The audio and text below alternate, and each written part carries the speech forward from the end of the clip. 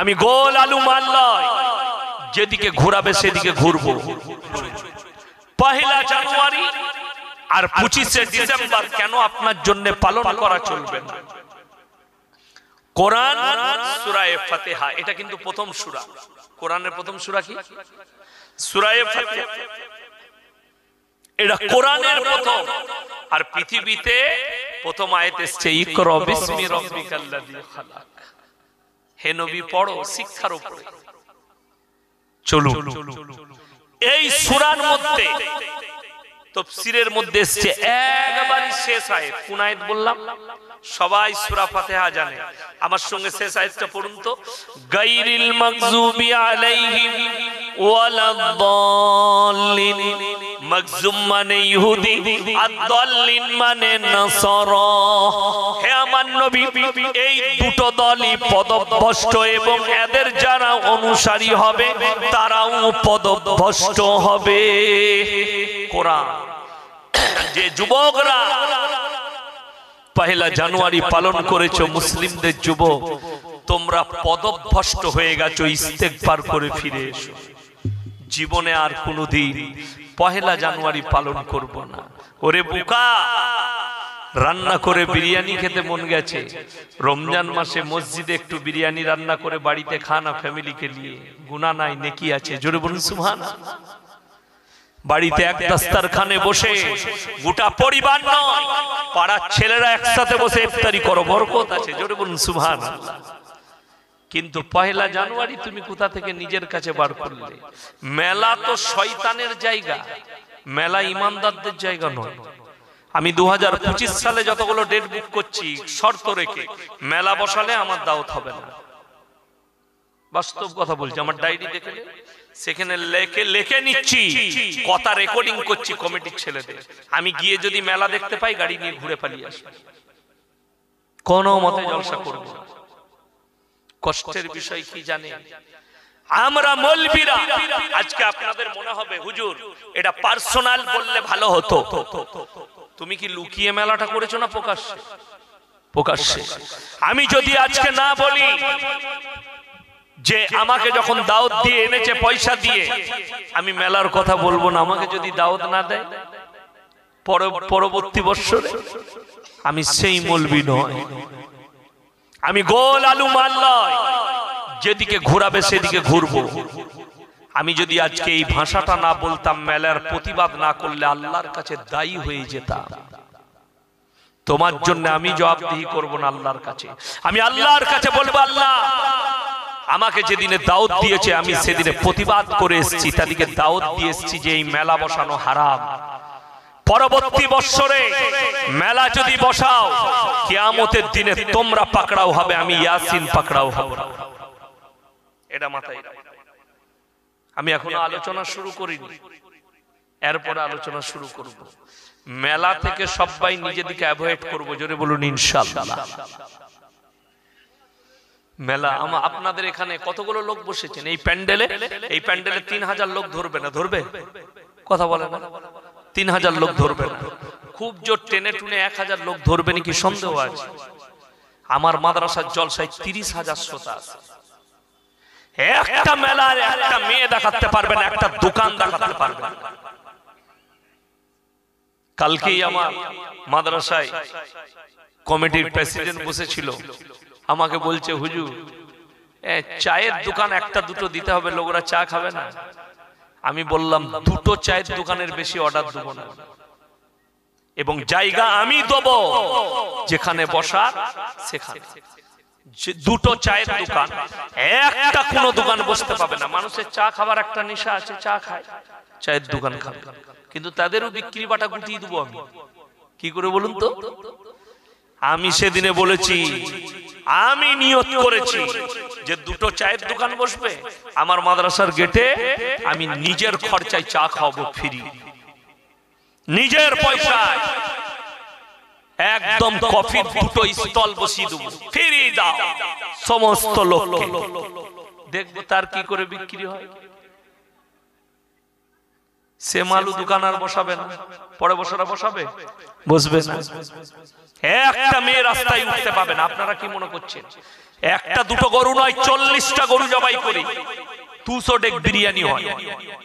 সমস্ত শ্রোতা খায়, মায়েদের হাতে 1 কেজি করে বিরিয়ানির প্যাকেট যায়। কিন্তু মহিলারা এলো কোন রাস্তায় আর গেল কোন রাস্তায়, এটা যদি দেখাতে পারেন আমি জুতোর মালা পরবো। আমার মাসে যাবেন 20 ফেব্রুয়ারি জলসা, 20 ফেব্রুয়ারি আমি মাদ্রাসার গেটে, আমি বায়ান করি না, আমি গেটে বসে থাকি, আরাম করি, একদিন আরাম পেয়েছি।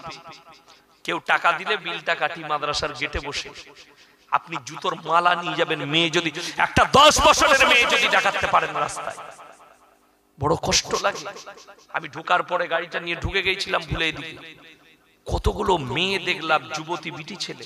আমার কষ্ট হলো, এরা কি মুসলিম সত্যিকারী? এদের মা বাবা কি সত্যিকারী জান্নাতে যাবে? এদের মা বাবাকে কি আল্লাহ কিয়ামতের দিনে ধরবে না, পাকড়াও করবে না? আমার ফেসবুক আইডিটা খুলে নেন, আমি খুলে দিচ্ছি, দেখে নেন। এমডি ইয়াসিন আহমদ আমার ছবি দিয়ে আছে, এই টুপি পরেই ছবি আছে। আমার পরিবারে আমার ভাইপো আছে, আমার ভাগ্নি আছে, আমার নিজের দুটো মেয়ে আছে, একটা কোচি মেয়ে আছে 7 বছরের। যদি একটা ফটো দেখাতে পারেন, এইখান থেকে জুতোর মালা পড়ে যাবে। আর নিজের বইয়ের ফটো ছেড়ে রেখেছে, হারাম কোরআন, নিজেকে নামাজি বলছে। কত কষ্ট লাগে। আপনি ইসলাম পাবেন, জান্নাতের আশা করছেন, অথচ নারীদের জন্য পর্দা ফরজ করা হয়েছে। আর ফরজকে যারা তরজ করবে তারা পাপী, গুনাহগার, গুনাহে কবিরা করেছে। তুমি তোমার মেয়েকে রাস্তায় ঠেলে দিয়ে তুমি গুনাহে কবিরা করেছো, ইস্তেগফার করবে ফজরের সময় আল্লাহর কাছে কেঁদে। কষ্ট তো এই জায়গায় লাগে যে আমাদের জলসা কি সার্থক হচ্ছে? আমি মাঝে মাঝে গাড়িতে আমার চোখের পানি পড়ে, আল্লাহ জলসাটা এরকম হয়ে যায় না যে আমি জলসায় গিয়ে টাকা নিয়ে বাড়ি চলে যাচ্ছি, মানুষের কাছে দাওয়াতই পৌঁছালো না, মানুষ পরিবর্তনই হলো না। যারা মনে মনে ভাবছেন না এই হুজুররা জান্নাতে যাবে, আমার মতো 100টা মৌলবি ধরা পড়বে কিয়ামতের দিনে। কত মৌলবি যে পাকড়াও হবে আপনাদের জানা নেই। এটা কোরআন বলছি আমি, সূরা বাকারায় আছে, ইন্নাল্লাযীনা ইয়াকতুমুনা মা আনজালাল্লাহু মিনাল কিতাব ওয়া ইয়াশতারুনা বিহি সামানান কালীলা উলাইকা মা ইয়াকুলুনা ফি বুতুনিহিম ইল্লান নার। হে আমার নবী, যে সমস্ত মৌলবীরা নিজেদের পেট ভরাবার জন্য আমার কোরআনের আয়াতকে লুকিয়ে দেয়, আমি আল্লাহ রাব্বুল আলামিন বলছি তারা নিজেদের পেটেতে খাবার লয়, আগুন ছাড়া আর কিছু ভরে না। সেই হুজুররা পেটেতে আগুন ভরছে যারা মানুষের কাছে নিজের স্বার্থের জন্য কোরআনের আয়াতকে লুকিয়ে দেয়। কোরআন খুলুন, যাদের বাড়িতে মানে কোরআন আছে এক্ষুনি গিয়ে খুলে আসুন। সূরা আরাফ প্রথম পৃষ্ঠা, ফালানাস আলান্নাল্লাযীনা উরসিলা ইলাইহিম ওয়ালানাস আলান্নাল মুরসালিন। হে আমার নবী, মৌলবি মোল্লা পীর ফকিররা তো দূরের কথা, আমি নবী পয়গম্বরকেও দাঁড় করাবো কিয়ামতের দিনে, নবী পয়গম্বর রাসূলদেরকেও দাঁড় করাবো। তাদেরকেও জিজ্ঞাসাবাদ করা হবে আর তাদের উম্মতকেও জিজ্ঞাসাবাদ করব, তোমরা দাওয়াত কিভাবে দিয়েছো, তোমরা কবুল কি করে করেছো। আপনি কি মনে করেছেন নবীজিকে আল্লাহ হিদায়েতের দপ্তরটা নবীজিকে আল্লাহ দিয়েছিলেন? না, দেননি। নবীজি হিদায়েতের মালিক ছিলেন না, এটা কোরআন বলছি আমি আপনাদেরকে। যারা মনে করেছেন ইয়াসিন ভাই এসেছে 2 ঘন্টা বয়ান করবে, মানুষ হিদায়েত পেয়ে যাবে, আল্লাহ যাকে হিদায়েত দেবে সেই একমাত্র হিদায়েত পাবে। আল্লাহ যাকে হিদায়েত দেবে। নবীজি নিজের চাচা জানকে কলমা পড়াতে পারে, জানেন না ঘটনা? কোরআন আর হাদিস এটা 2 জায়গায় বর্ণনা হয়েছে, কোরআনে এবং হাদিসে। আজকে কষ্ট লাগে, মদ খেয়ে মারা যাচ্ছে, গাঁজা খেয়ে মরে যাচ্ছে, কুফরি করে মারা যাচ্ছে। আমাদের মতো মৌলবীকে ডেকে বলছে মিলাদ পড়িয়ে জান্নাতে দিয়ে দেব, আর আমরা এসে দোয়া করে দিয়ে দেশি মুরগি দিয়ে ভাত খেয়ে হুজুর চলে গেল। বলে কি ব্যাপার? বলে হুজুর দোয়া করেছে যখন জান্নাত গ্যারান্টি। তোর হুজুরও মার খাবে আর তুইও কেলানি খাবি, নাহলে তোর হুজুরের কাছে ইলম নাই, কালাম নেই। আমাকে যদি বলেন হুজুর 3 বোতল মদ খেয়ে মরে গেছে দোয়া করতে হবে, আমি কখনো দোয়া করব না।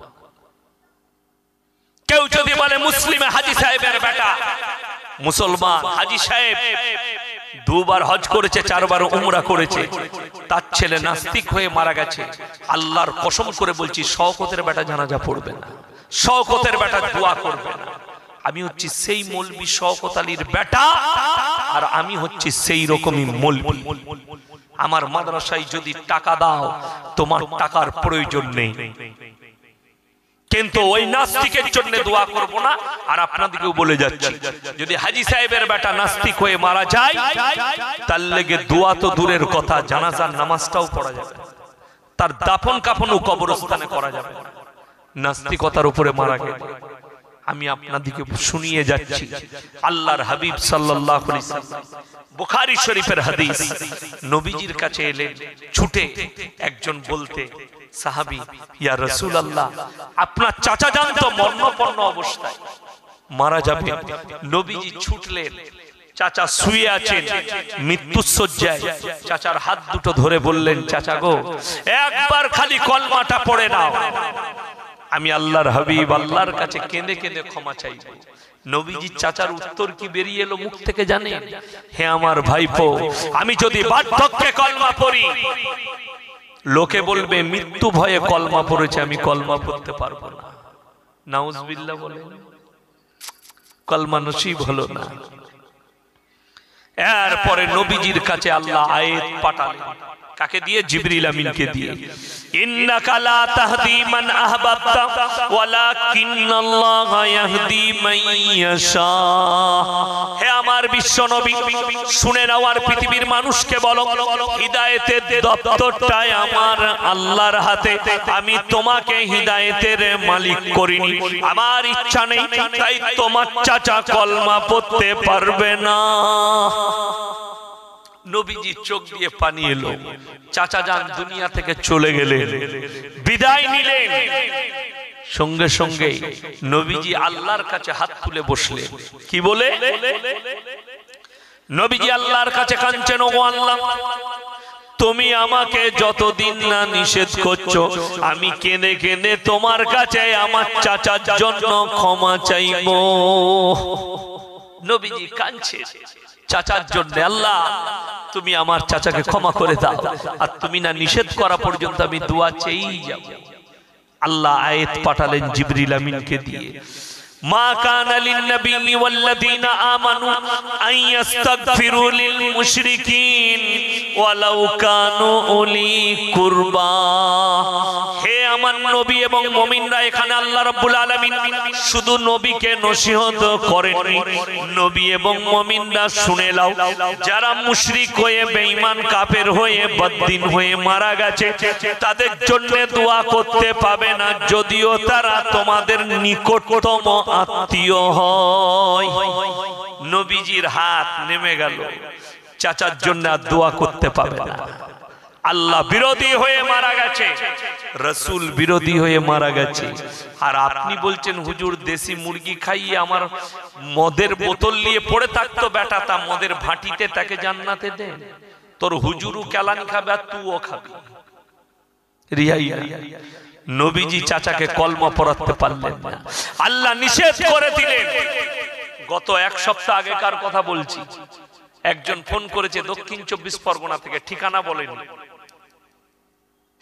সে বললে হুজুর একটা মাসলা বলতে হবে। কি হয়েছে বাবু? একটা মুসলিমদের ছেলে,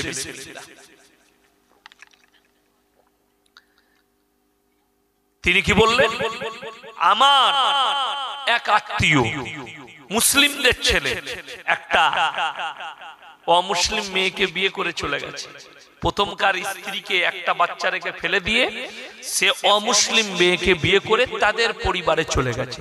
জীবন 8টা বছর তাদের কাছে কাটিয়েছে। তাদের বাড়িতে থেকে কোনো কিছু অসুখ কিংবা কিছু হয়েছে, সেখানে মারা গেছে। তার কি করা যাবে? আমি বললাম কুকুরকে খাইয়ে দাও, যদি গঙ্গা কাছে হয় গঙ্গায় ফেলে দাও, শুয়োরকে খাইয়ে দাও, কিন্তু জানাজার নামাজ দাফন কাফন করা যাবে না। জানাজা আর দাফন কাফন হয় মুমিনের জন্য, বেঈমান কাফেরের জন্য নয়। জোরে বলুন সুবহানাল্লাহ। আমাদেরকে দোয়া করতে বলে কি দোয়া করি শুনেলেন? আল্লাহ মুমিনিন মুমিনাত মুসলিমিন মুসলিমাত। আল্লাহ চাচা নামাজি ছিলেন, নামাজি কমি থাকলে আল্লাহ তুমি তাকে ক্ষমা করে জান্নাতে দাও। একটা লাইন থাকে বলে, চাচার নামাজ আছে, কমি থাকলে কোনো ভুল হয়ে গেলে আল্লাহ ক্ষমা করে দিও।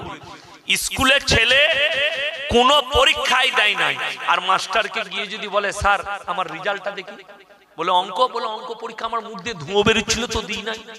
বাংলা বলে আমার বোনের বিয়ে ছিল, বলে কোনো পরীক্ষা দিন না স্যার, কোনো পরীক্ষা দিই নাই, নম্বর লুব। তাকে কিসে করে নম্বর দিবে? ঝাঁটা করে দিবে না দিবে না? তাকে নম্বর দিবে? তো আপনার যদি কিছুই না থাকে, নামাজ নাই, রোজা নাই, দিনদারি নাই, তাকওয়া নাই, পরহেজগারি নেই, আপনি বলছেন মৌলবীকে হায়ার করে জান্নাতে যাব। খেপা, আমরা দোয়া করি মুমিনিন মুমিনাত মুসলিমিন মুসলিমা। চলুন, আল্লাহ যে কায়নাতকে সৃষ্টি করলেন, আল্লাহর কসম যা কিছু দেখছেন পৃথিবীর, এই পৃথিবীর জীবনে সমস্ত কিছু আল্লাহ কোরআনে বললেন আমি আমার বান্দার জন্য সৃষ্টি করেছি। জোরে বলুন সুবহানাল্লাহ। কোরআনে কোথাও বলেননি যে মানুষকে আমার ওই সমস্ত পৃথিবীর জীবদের জন্য মানুষকে তৈরি করেছি, না। আল্লাহ কোরআনে বললেন মানুষের জন্য সব করেছি। সূরা কাহাফ, ইন্না জাআলনা মা আলাল আরদি যিনাতাল লাহা লিনাবলুয়াকুম আইয়ুকুম আহসানু আমালা। এই পৃথিবীটা সুসজ্জিত করেছি শুধুমাত্র আমার বান্দাদের জন্য। জোরে বলুন সুবহানাল্লাহ। আল্লাহ মানুষকে কেন সৃষ্টি করলেন? একটাই কাজের জন্য, নিজের ইবাদতের জন্য। জোরে বলুন সুবহানাল্লাহ। আমি নিজের ইবাদতের জন্য মানুষকে সৃষ্টি করেছি, বাকি সব কিছু মানুষের জন্য। আপনি ভাবতে পারেন একটা হাতির ওয়েট কত হতে পারে? যারা বিশেষজ্ঞ তারা জানে 10 টন, 3 টন, 15 টন। কি বলছেন? ঠিক তো? ধরেলেন 1 টন, ধরেলেন একটা মানুষের ওজন কত? খুব বেশি বেশি হলে 1.5 কুইন্টাল। ঠিক বললাম না ভুল বললাম? খুব বেশি তাগড়া হলে 1.5 কুইন্টাল। এই যে 1 টনে 2 টনের হাতি, আল্লাহ মানুষকে এতটা হিকমত আর ভালোবাসা দিয়েছে, সেই হাতিকে পোষ মানালে হাতিকে যখন বলে মালিক এই 1 কুইন্টালের লোকটা বলে এই ওঠ, উঠে দাঁড়িয়ে যায়, বস, বসে যায়। ঠিক কিনা কথা বলে? বাংলাদেশের এরশাদ একটা ডাবাতে ছাগল আর বাঘকে পানি পান করিয়েছে। বাঘের ক্ষমতা ছিল না তার ছাগলের ঘাটটা টিপে ধরে। এরশাদ বলে এটা আমার ছাগল। বাঘ বলতো আর মালটা খেতে পাবে না, মালিক বলে দিয়েছে। আল্লাহ তোমাদের আয়ত্তে করে দিয়েছে। মানুষকে যতগুলো সৃষ্টি আছে আল্লাহ কোরআনে বললেন আমি সব থেকে উত্তম রূপে মানুষকে সৃষ্টি করেছি। জোরে বলুন সুবহানাল্লাহ। আপনি সব থেকে উত্তম সৃষ্টি। চলুন, মানুষের মধ্যে আর জানোয়ারের মধ্যে আল্লাহ ফারাক দিয়েছে। দিয়েছে না দেয়নি? কিসের? হাত পায়ের নয়। যারা মনে করছেন হাত পায়ের, না। মানুষের মধ্যে সব থেকে দামি জিনিস কোনটা? শরীরে পার্টসের মধ্যে কেউ বলতে পারবে কোনটা? একটা হাত কেটে গেলে মানুষ বাঁচবে না বাঁচবে না? বাঁচবে। পা কেটে গেলে বাঁচবে না বাঁচবে না? একটা কিডনি নষ্ট হয়ে গেলে মানুষ বাঁচবে? একটা চোখ নষ্ট হয়ে গেলে মানুষ বাঁচবে? ব্রেনটা যদি ক্যারাক হয়ে যায়, পাগল হয়ে গেলেও মানুষটা বেঁচে থাকে। ঠিক কিনা কথা বলে?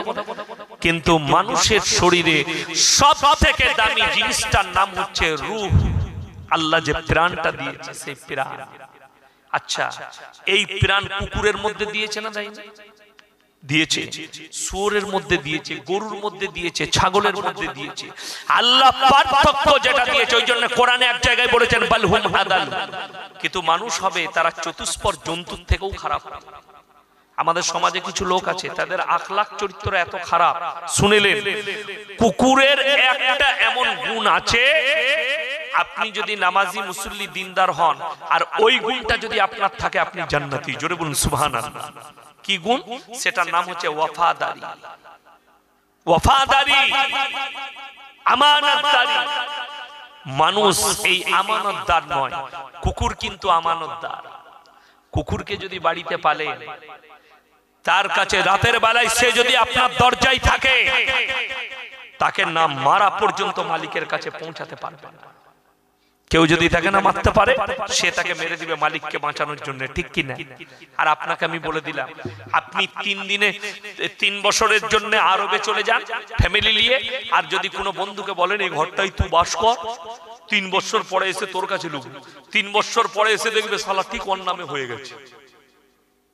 এটার নাম হচ্ছে ধোঁকাবাজি। ঠিক বললাম না ভুল বললাম বাবা? কিন্তু যদি একটা কুকুরকে রেখে যায় খাবার দিয়ে, তুই এখানে থাকবি, কুকুরের যদি খাবার শেষ হয়ে কুকুরটা মারাও যায় তাও দরজা থেকে লড়বে। এই কুকুরের মধ্যে এই যে আমানতদার, এটা মানুষের মধ্যে চলে এলে সেই মানুষটা মুমিন হয়ে যাবে। চলুন, আল্লাহ ইনসানের যে পরিচয় দিয়েছে আপনার আমার, কিসের দ্বারা? কিসের দ্বারা? বাপের দ্বারা না। বিবেক বুদ্ধি তো আল্লাহ নিজের কুদরতে দিয়েছেন।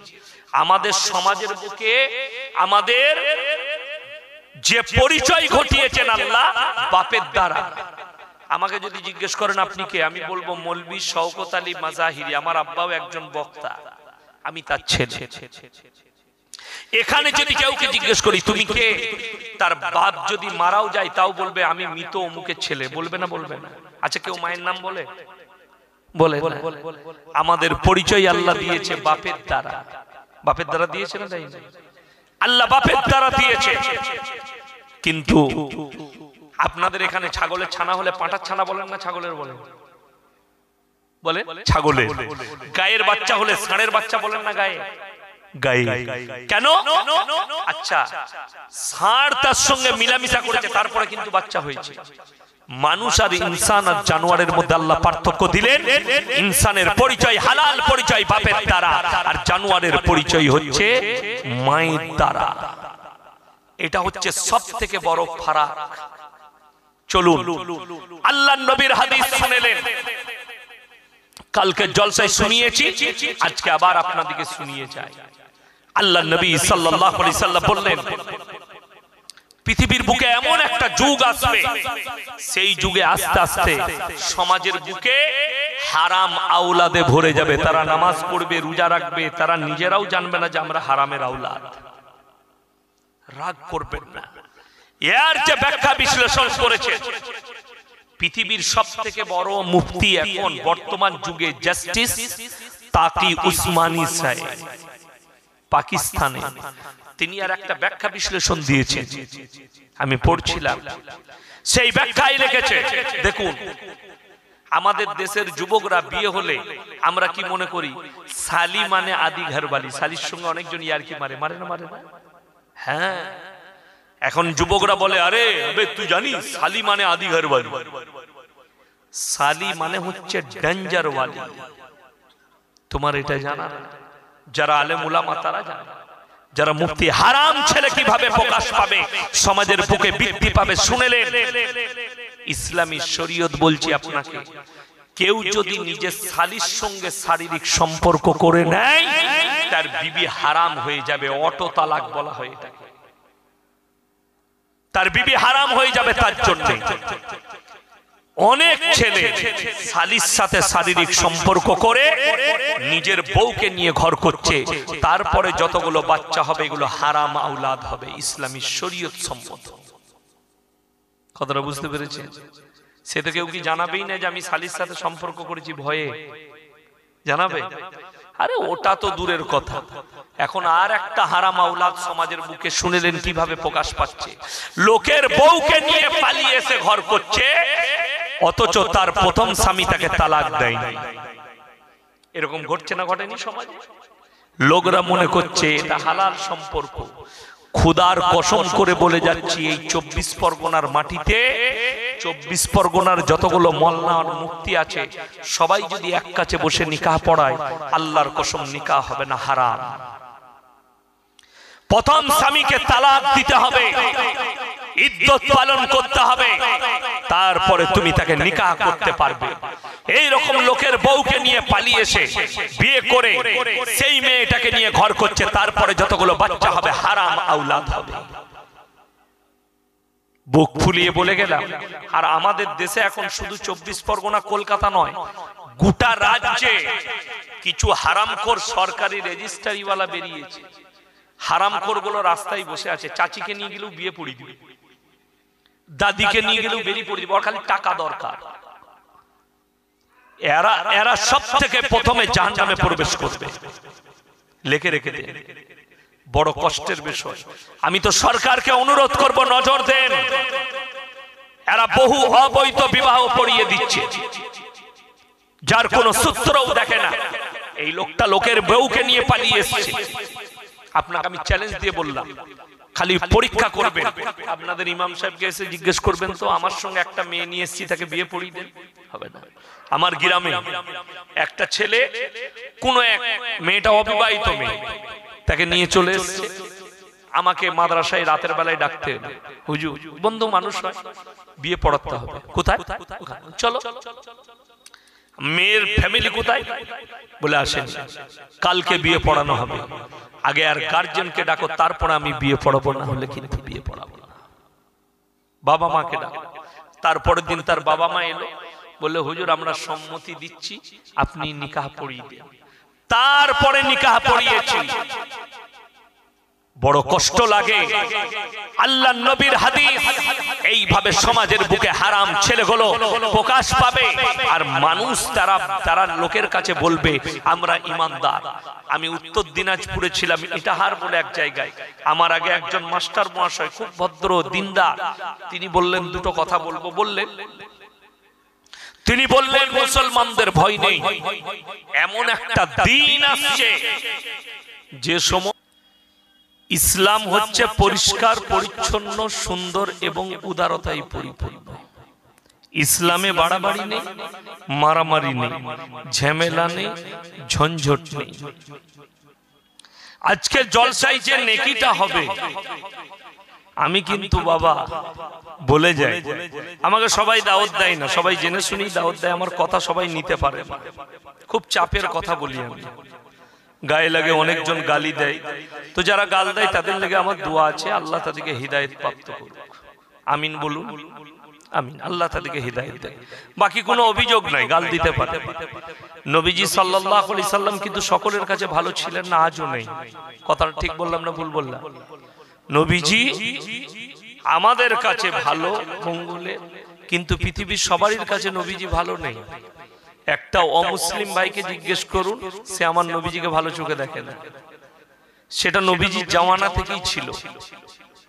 নবীজি সবারই কাছে ভালো হতে পারেন নি।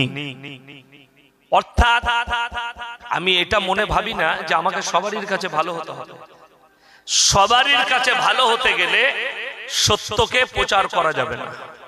কথাটা বুঝতে পারলেন না? পারেন। প্রথমে একটা কথা বলে দিই, আমাদের যারা বাপ চাচা আছেন এখানে, আমার বাপের বয়সী, আমার কিন্তু 36 প্লাস বয়স, 37-এ পা রাখলাম এই বছর। কত বললাম? 37।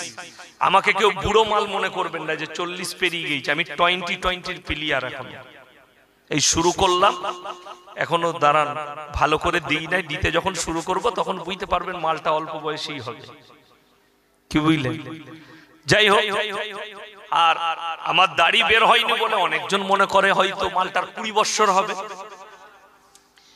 এই দাড়ি নিয়েও লোকের অভিযোগ আছে। আমি আল্লাহকে বলি, আপনি দেখে আসুন, আমার গাড়িতে ড্রাইভার আছে আমার থেকেও বড় বড় দাড়ি, এত বড় দাড়ি। কি বুঝলেন? আমার থেকেও বড় বড়। আমি কালকেই একজন বলছিল যে হুজুর আপনার দাড়ি ভালো করে বের হয়নি, আপনার ড্রাইভারের দাড়ি খুব সুন্দর। আমি বললাম যে এটাই তো আল্লাহর কৃপা, আল্লাহ আমাকে ইলম দিয়েছে, ড্রাইভারকে দাড়ি দিয়েছে। কথাটা বুঝতে পারেন? আকৃতি কাদ দেয়া? আল্লাহ দেওয়া। তো যারা আমার বাপ চাচা আছেন তারা শুনে, এমন একটা যুগ গেছে যখন আমাদের বাপ চাচারা, বাপ দাদুরা ছোট ছিল, তখন মানুষ মুসলিম হোক কিংবা হিন্দু হোক, দলিত হোক কিংবা আদিবাসী হোক, যে ধর্মেরই মানুষ হোক, এমন একটা যুগ ছিল মানুষ মিথ্যা কথা বলতে ভয় খেত, পাপ হবে বলে। ঠিক বললাম না ভুল বললাম? এখন কিন্তু মানুষ সত্য কথা বলতে ভয় খাচ্ছে, কেউ কলারটা টিপে ধরবে বলে। আমি কিন্তু ওই বক্তা নয়। আমাকে যদি এক্ষুনি বলেন এই কথা বলা চলবে না, আমার গাড়ি রেডি আছে, স্টেজ থেকে নেমে আমি আমার বাড়ি পালিয়ে যাব, মাদ্রাসায় ক্লাস করব, ডাল আলু খাবো। তোমার মুরগি ভাতটা আমার হজম হবে না। তুমি যদি বলো হক শুনতে পারবো না। কথা বলবো, শুনতে হবে। আজকের জলসায় আমাকে সব ভালো লেগেছে, আপনাদের পরিবেশ থেকে শুরু করে একটা পরিবেশ আমার মাথায় এবং ব্রেনে আঘাত মেরেছে, সেটার নাম হচ্ছে মেলা। ইসলামী শরীয়তে মেলা হারাম। কি বললাম? কথা বলে না, হারাম। কোন যদি এখানে স্টেজে দুজন আছেন আলেম, আমার আগে বায়ান করছিলেন মুফতি সাহেব, ইমাম সাহেব আছেন আপনাদের, ইনারা হোক কিংবা ইনাদিকে বাদ দিয়ে আপনার 24 পরগনার যে কোনো মৌলবীকে ফোন করে ডাকুন, আমি 2 ঘন্টা স্টেজে আছি, খালি এসে কোরআন হাদিস থেকে দলিল দিবে মেলাটা হালাল, মেলা জায়েজ আছে, আমি জুতোর মালা পরে ঘর যাব বাইক ক্যামেরা চালিয়ে। যদি বলেন মেলা কেন হারাম, ইসলাম বলছে নারী পুরুষ যদি পর নারী আর পর পুরুষ এক কাছে হলে তৃতীয় নম্বর যে হাজিরি দিবে তার নাম হচ্ছে শয়তান। যদি বলেন শয়তান কেমন দুশমন, আমি বলবো না, কোরআন বলছে ইন্নাশ শাইতানা লিল ইনসানি আদুউম মুবিন, সূরা ইউসুফের একদম প্রথম পৃষ্ঠা। আল্লাহ বললেন, হে নবী, শয়তান হচ্ছে মানুষের প্রকাশ্য দুশমন। যেভাবে নারী পুরুষ ঘুরে বেড়াচ্ছে মেলায়, খুব ভালো করে সূক্ষ্মভাবে বুঝবেন, আমি কিন্তু গুদা বাংলায় বায়ান করি, শুদ্ধ বাংলায় নয়, ভেঙে ভেঙে ভেঙে মাথায় ঢুকিয়ে দেব। যদি 10টা মেয়ে ঘুরে বাজারে আর 10টা যুবক ছেলে ঘুরছে, শয়তান যুবক দিকে বলবে হাত মেরে দে, কোনো অসুবিধা নেই, এরকম করে মেরে দিয়ে পালিয়ে। কথাটা বুঝাতে পারলাম? হবে না, হবে না, কথা বলে। আপনি এটা ভাববেন না জিনা মানে হচ্ছে শুধুমাত্র শারীরিক সম্পর্কটাই জিনা, বুঝে আসেনি আপনার ইসলাম। তাহলে চোখের জিনা, হাতের জিনা, কানের জিনা, জুবানের জিনা, পায়ের জিনা, নফসের জিনা, শারীরিক জিনা। জিনার ভাগ আছে। চোখের দ্বারা কোনো মেয়েকে ইশারা করলেন, জিনার দাওয়াত দিচ্ছেন, চোখের জিনা হয়ে গেল। জবানের দ্বারা কোনো মেয়েকে বললেন তুমি কি আমার সঙ্গে সম্পর্ক করবে, জবানের জিনা হয়ে গেল। হাতের দ্বারা কোনো নারীকে স্পর্শ করেছেন, হাতের জিনা হলো। পায়ের দ্বারা হেঁটে যাচ্ছেন জিনার স্থানে, আপনার পায়ের জিনা হলো। আমি ওইটাই একটা একটা করে বুঝাবো, রাগ করেন না। আজকে যদি বলেন এগুলো এলো কোথা থেকে আমাদের কাছে, একটাই কারণে, আমি সেদিনে বলেছি, এটা দক্ষিণ না উত্তর 24 পরগনা? উত্তর, কাছাকাছি দক্ষিণ, দক্ষিণ আর 24 উত্তর লেগে আছে না? নাই, লেগে আছে। আমি আপনাদেরকে একটা সত্য ঘটনা বলবো। আমার আগে মোল্লা বললেন না যে জাতির কাছে শিক্ষা নাই সেই জাতি ধ্বংস হয়ে যায়। আর প্রত্যেকটা মুসলমান নরনারীর জন্য ফরজ হচ্ছে দ্বীনি ইলম হাসিল করা। জোরে বলুন সুবহানাল্লাহ। ফরজ। এখানে এতগুলো লোক বসেছে, মায়েদের প্যান্ডেলে মায়েরা বসেছে, আমি চ্যালেঞ্জ দিয়ে বলতে পারি 100টা লোকের মধ্যে 90 জনের কাছে দ্বীনি ইলম নাই। ঠিক বললাম না ভুল বললাম? যদি বলেন দ্বীনি ইলম কতটা প্রয়োজন বলে দিই। আলেম হতে হবে না, মৌলবি হওয়া লাগবে না, কারি মুফতি হতে হবে না, হাফেজ হতে হবে না। দ্বীনি ইলম অতটা হাসিল করুন যতটা করলে হারাম হালালটা আপনি চিনতে পারেন, দ্বীন আর বদ্দীন চিনতে পারেন, শিরক আর বেদাত চিনতে পারেন, কুফরি চিনতে পারেন, বেঈমান কাফেরের ফেলা জালটা আপনি চিনতে পারেন।